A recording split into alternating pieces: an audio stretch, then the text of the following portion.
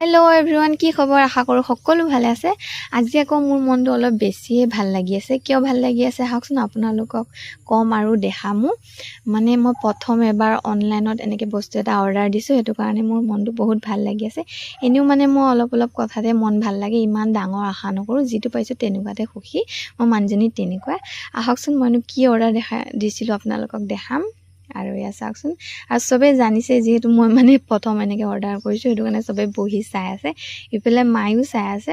আৰু আপোনালোকে নাভাবিব যে এইটো বস্তুনো দেখাবলগীয়া নে বা ক'বলগীয়া, মানে মোৰ মনটো ভাল লাগিল আৰু সেইটো কাৰণে ভিডিঅ'টো আপোনালোকক দেখালোঁ। তো এয়া চাওকচোন, মই চেণ্ডেল অৰ্ডাৰ কৰিছিলোঁ।